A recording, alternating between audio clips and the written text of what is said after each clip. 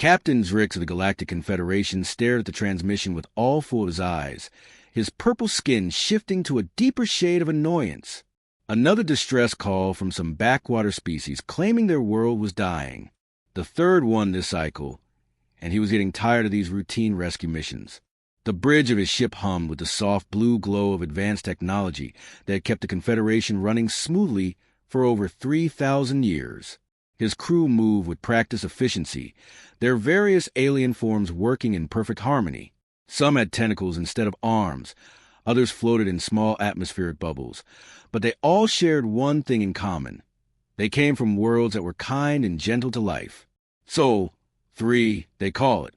His communications officer chittered, her insect-like features clicking with mild interest.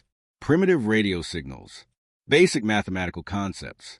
They say they need help because their star will eventually burn out.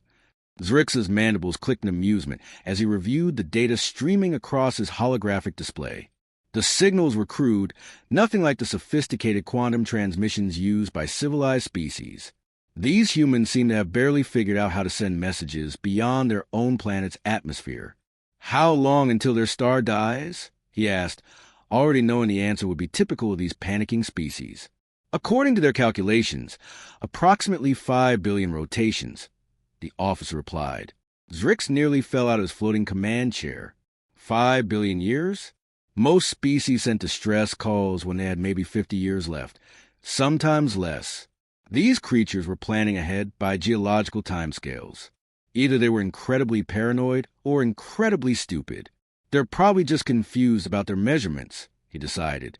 These primitive species always got their numbers wrong. A slight temperature change, a minor shift in their planet's orbit, maybe a small volcanic eruption, and suddenly they were crying for rescue like the world was ending. The truth was, the Confederation had seen it all before. Dozens of species who couldn't adapt to even the gentlest environmental changes. When their home planet's average temperature shifted by a few degrees, or when their atmosphere gained a tiny bit more moisture, they immediately assumed it was the end of everything. The Confederation's standard procedure was simple. Send a diplomatic vessel, relocate the few thousand survivors to a nice climate-control habitat, and add another rescued species to their growing collection of protected populations. Send the standard diplomatic vessel, he ordered with a wave of his primary arm. Probably just a few thousand refugees who can't handle a little climate variation. Tell Captain Vort to take the usual supplies, basic shelter modules, food synthesizers, and medical equipment for standard environmental stress. His crew began preparing the rescue operation with practiced efficiency.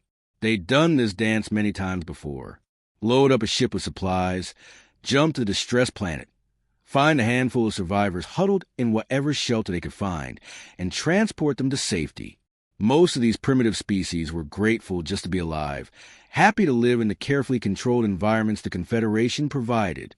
3 days later, the rescue ship dropped out of hyperspace near the outer edge of the Sol system. Captain Vorth, a tall being with silver skin and no visible eyes, immediately began scanning the third planet for signs of life. What he found made his equipment malfunction twice before he believed the readings. Meanwhile, Captain Lisa Chin of the U.S. Horizon was conducting routine patrol exercises near Jupiter when her communications officer picked up an incoming transmission. The signal was unlike anything in their databases. Clearly artificial, but using completely unknown technology. Captain, we're getting a transmission from an unidentified vessel, reported Lieutenant David Park, his fingers dancing over the control panel. Translation software is working on it now. Lisa floated over to his station, her magnetic boots clicking against the metal floor of the observation deck. Outside the reinforced windows, Jupiter's great red spot swirled in all its massive glory, a storm larger than 3 Earths that had been raging for centuries. It was just another Tuesday in the solar system. The alien vessel that appeared on their screens looked nothing like human ships.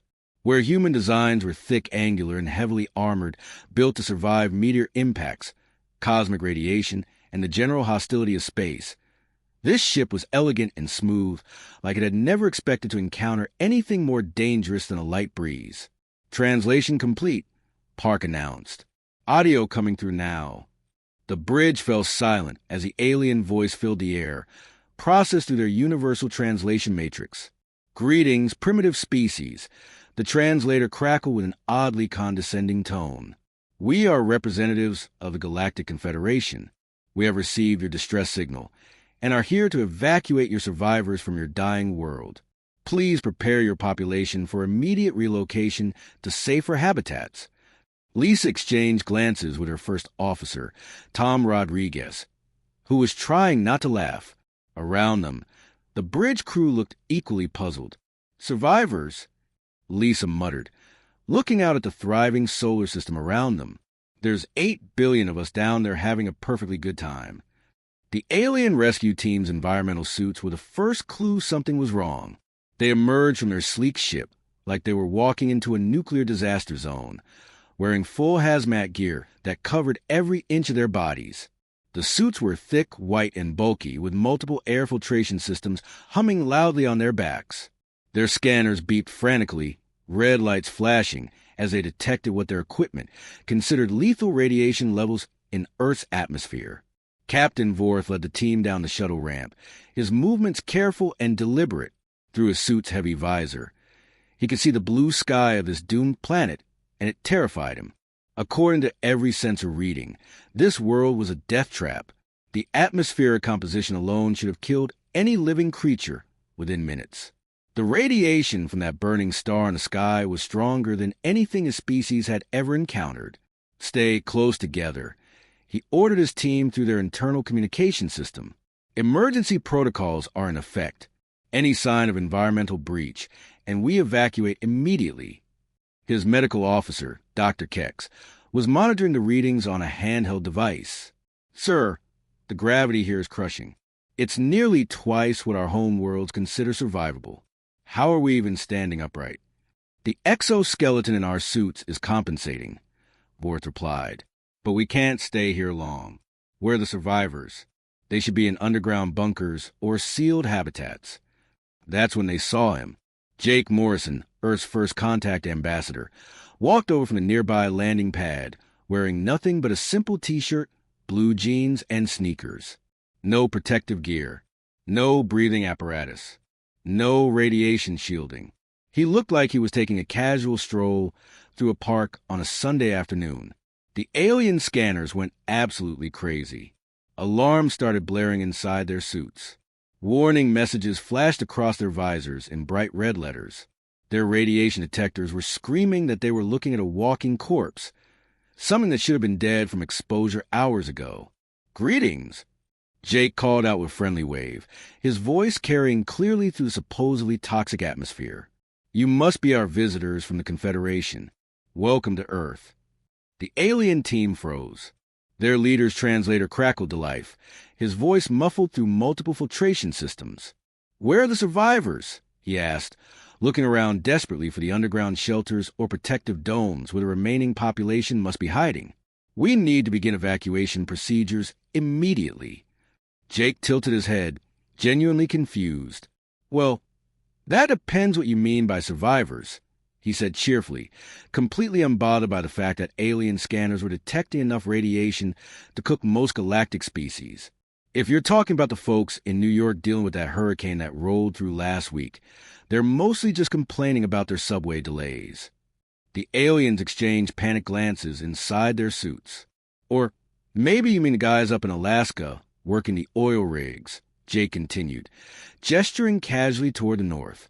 "It's been running about -40 up there this week, but they say it's actually pretty mild for this time of year." Dr. Kex's medical scanner was having what could only be described as an electronic nervous breakdown. The readings showed that this human was not only surviving in conditions that should have killed him instantly, but appeared to be in perfect health. Then again, Jake went on, warming to his topic. "You might be thinking about the people in Death Valley who ran their annual marathon yesterday. 120 degrees in the shade. But hey, they handed out water bottles at the halfway point. So everyone had a great time." The alien team leader's translator seemed to malfunction, producing a series of static-filled squeaks before finally managing. "Impossible. Our readings show atmospheric toxicity, crushing gravitational force, and radiation levels that should have sterilized your entire planet." Jake shrugged like they were discussing the weather. Yeah, Earth's a bit rough around the edges. That's why we want to see what's out there in the nice, gentle parts of space. Figure if we can handle this place, we might really enjoy somewhere a little more relaxing. The aliens stared in horror as Jake casually breathed their so-called toxic air and stood unburdened under gravity that their equipment insisted should have flattened any living creature. He wasn't just surviving. He looked comfortable. Happy, even. Sir, Dr. Kex whispered through the private channel. I'm reading his vital signs. His heart rate is normal. His breathing is steady. He shows no signs of radiation sickness, atmospheric poisoning, or gravitational stress. That's impossible, Worth replied, but his voice lacked conviction. Jake noticed their distress and stepped closer, which made their alarms blare even louder. Hey, are you guys okay? You look like you're having trouble with your equipment. Want to come inside? We got the air conditioning running, so it's nice and cool, probably only about 75 degrees.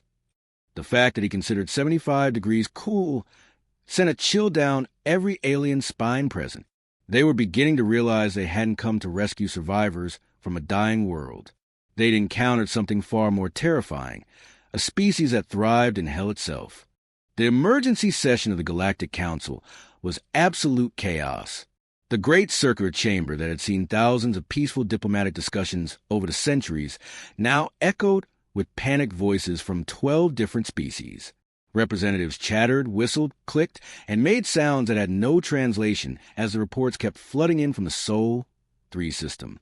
Ambassador Thek, the usually composed leader of the Zentorian delegation, stood at the center podium with his blue skin shifting to an alarming shade of pale green. His 3 hearts were beating so fast that other council members could hear the rapid thumping even from across the chamber. In all his 200 years of diplomatic service, he had never delivered news quite like this. Fellow representatives, he began, his voice cracking despite his best efforts to remain calm.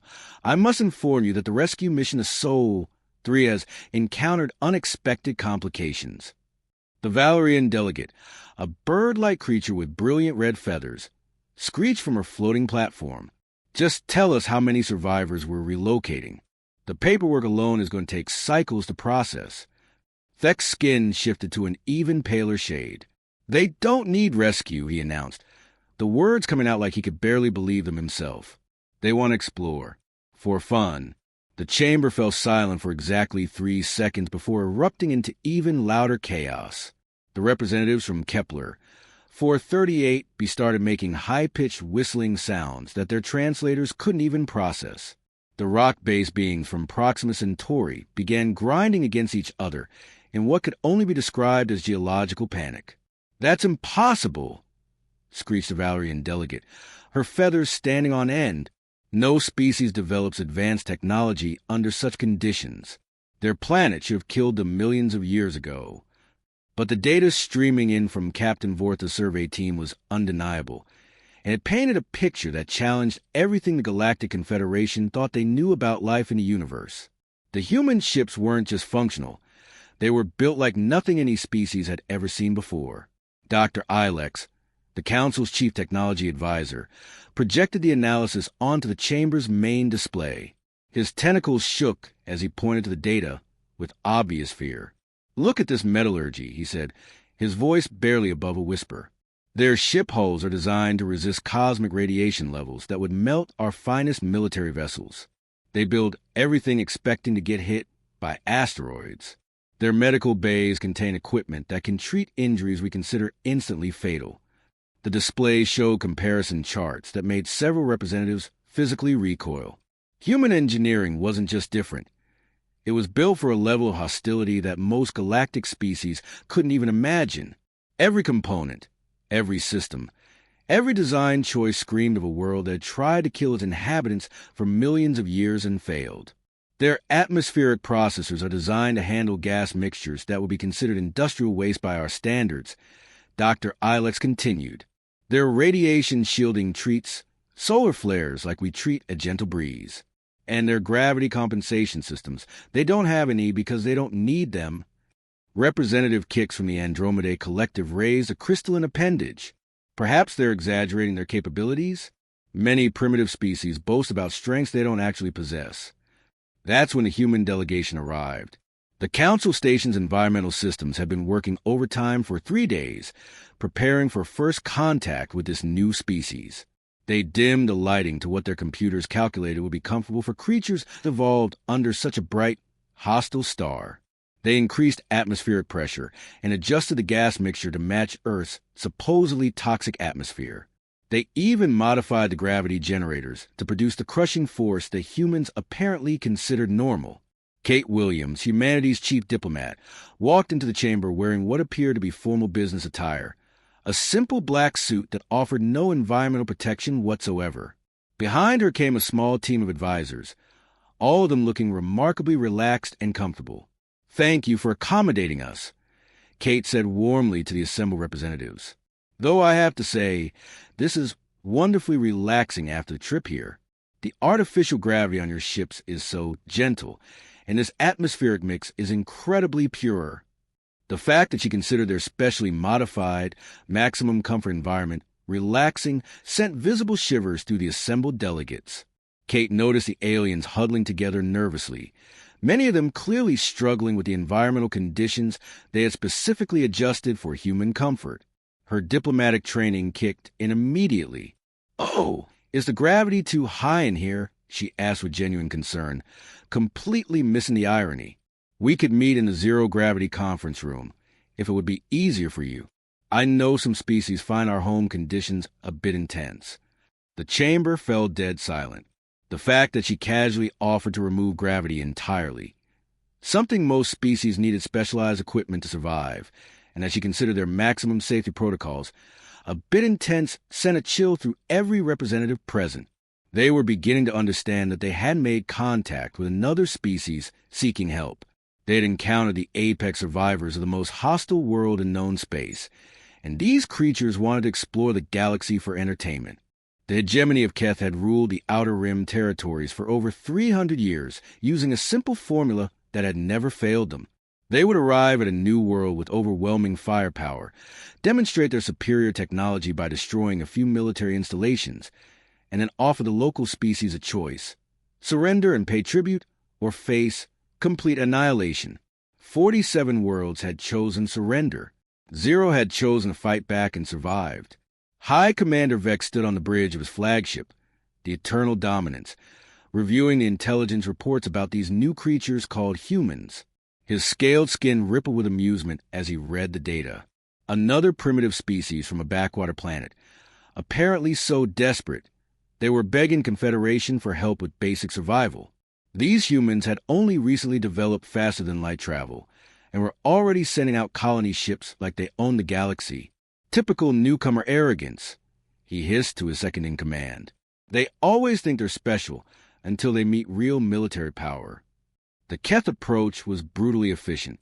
They would decloak 3 destroyers right in front of the target, demonstrate their overwhelming firepower with a few warning shots, and then broadcast their surrender demands. Most species gave up within minutes once they realized they were completely outgunned. Those foolish enough to resist were made into examples for the rest of the galaxy to remember. "Send the standard intimidation fleet," Vex ordered, his black eyes gleaming with anticipation. "Make sure they understand who rules this sector of space. These humans need to learn their place before they get any more ideas about expansion." The attack was scheduled for maximum psychological impact. They would hit the humans' newest colony ship while it was in deep space, far from any help. The message would be clear: nowhere is safe from the Keth hegemony. 3 days later, Commander Mike Chin was having his morning coffee in the observation deck of the colony ship New Frontier, watching the stars drift by as they traveled toward their new home world. The ship was massive, designed to carry 50,000 colonists and all the equipment needed to establish a thriving settlement on a planet the Confederation had marked as marginally habitable due to extreme conditions. Mike was looking forward to the challenge. After growing up in Earth's harsh environment, the idea of settling a world with only moderate radiation levels and reasonably stable weather patterns sounded almost relaxing. The coffee was good. Real beans from Earth's volcanic highlands, grown in soil that would be considered toxic waste by most galactic standards, but produced the best flavors humans had ever tasted. Mike was enjoying the peaceful moment when the bridge communication system crackled to life. "Commander, chun to the bridge," came the voice of his tactical officer, Lieutenant Amy Foster. "We have unknown contact approaching."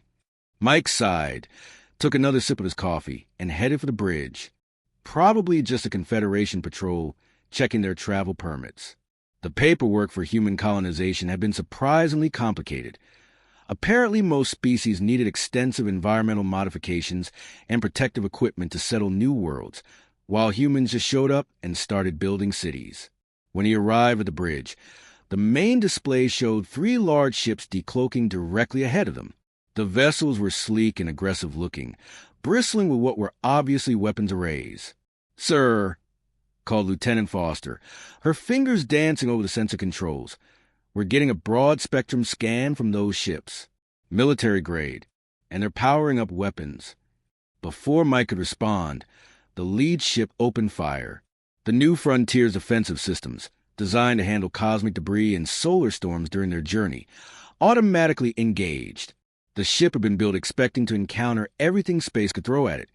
Micrometeorites traveling at incredible speeds, radiation bursts from dying stars, and the occasional asteroid that had wandered off course. The energy blast from the Kett destroyers struck the ship's shields and simply disappeared, absorbed by defensive systems designed to handle the raw power of stellar radiation. "Sir," Lieutenant Foster called out, sounding more confused and alarmed, "we're being fired upon by unknown vessels. Their weapons appear to be, well, ineffective." Mike barely looked up from his coffee cup, which hadn't even trembled during the attack. "Standard response protocol," he said calmly. "Try not to damage them too much. Might be a misunderstanding." The New Frontiers' response was swift and precise. The ship's mining lasers, designed to cut through asteroids and prepare raw materials for colony construction, targeted the attacking vessel's engine and weapon systems. These weren't military weapons. They were industrial tools built to slice through solid rock in space. The result was devastating for the Keth fleet. Within seconds, all 3 destroyers found their engines disabled and their weapon systems surgically removed. The mining lasers had carved through their hulls with the precision of a surgeon's scalpel, leaving the ships intact but completely helpless. "Surrender signals incoming," Lieutenant Foster reported. All 3 vessels are requesting immediate ceasefire and offering to withdraw. The entire engagement had lasted exactly 4 minutes. News of a single human colony ship neutralizing an entire Keth battle fleet without taking any damage spread across the galaxy within hours. The Confederation's communication networks buzzed with disbelief. The Keth hegemony, rulers of 47 worlds, had been effortlessly defeated by what the humans casually referred to as mining equipment. High Commander Vex found himself facing a crisis that no amount of military experience had prepared him for. His most advanced warships had been disabled by creatures using industrial tools, and they had done it while drinking coffee. The age of Keth dominance was over, and everyone in the galaxy knew it. 6 months later, Ben Taylor was setting up humanity's newest colony on Kepler, 442b, a world the Galactic Confederation had marked as absolutely uninhabitable in bright red letters across all their star charts. The planet's file read like a horror story to most galactic species. Crushing atmospheric pressure that would flatten most aliens instantly, radiation levels that could cook unprotected organic matter in minutes, and surface temperatures that fluctuated wildly enough to shatter the molecular structure of most known building materials. Ben was having the time of his life. "Beautiful sunset," he commented to his construction team as they worked in the open air, unprotected except for basic work clothes, safety helmets, and steel-toed boots. The orange and red sky reminded him of pictures he'd seen of Arizona desert sunsets back on Earth. "Remind me of home." His crew paused their work to admire the view. They were building the colony's first permanent structures using local materials, rocks that contained mineral concentrations that would be considered industrial toxins by Confederation standards, but made excellent construction material when properly processed. "Temperature's perfect today," called out Jenny Walsh from where she was operating the heavy machinery. "Only hit about 90 degrees this afternoon. Beats working construction in Death Valley last summer." The deadly radiation levels that had terrified Confederation scientists were actually less than a typical day in Earth's Australian outback. The crushing atmospheric pressure was roughly equivalent to being 30 feet underwater on Earth, uncomfortable for most humans, but perfectly manageable with basic training and equipment. What really amazed the colonists was how easy everything was compared to Earth. No hurricanes to worry about, no earthquakes, no volcanic activity. The local wildlife was practically non-existent compared to Earth's aggressive ecosystems. It was like living in a nature preserve after spending their whole lives in a combat zone. Meanwhile, back at Confederation headquarters, Ambassador Thek watched the colony report streaming in with growing unease. His office walls were covered with holographic displays showing human settlements across dozens of worlds that had been written off as impossible to inhabit. Each report was more disturbing than the last.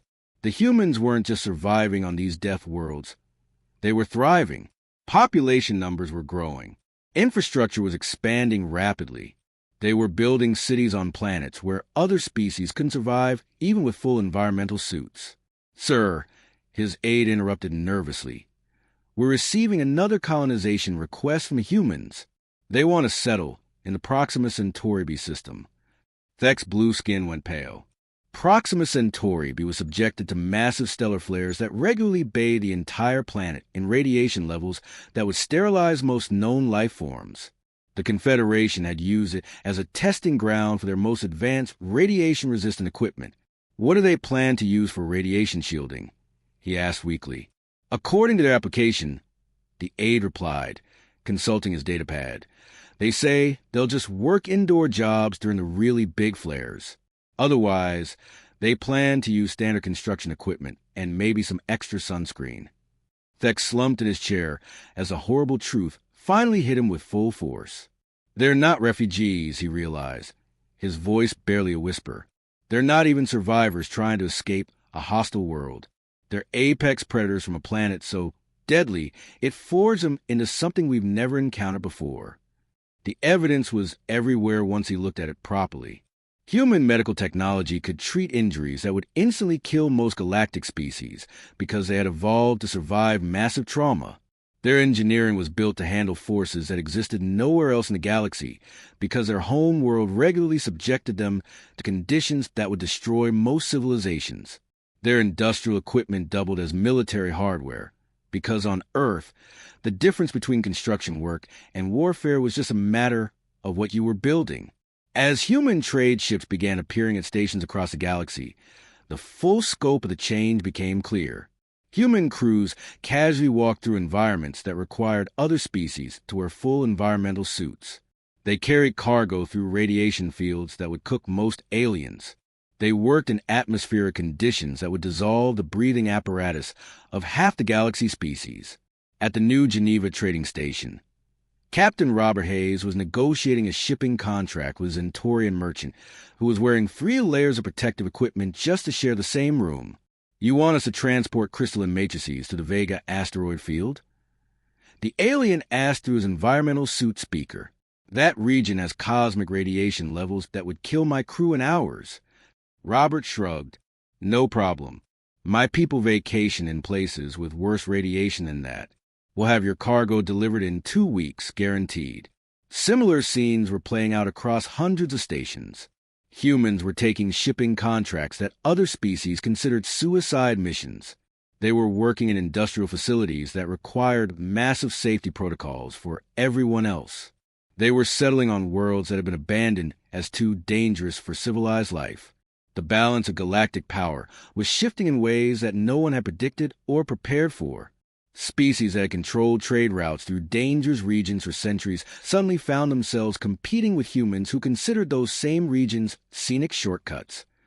Military forces that had dominated through superior technology discovered that human civilian equipment was often more durable than their finest weapons. The age of the Deathworlders had begun, and the galaxy would never be the same.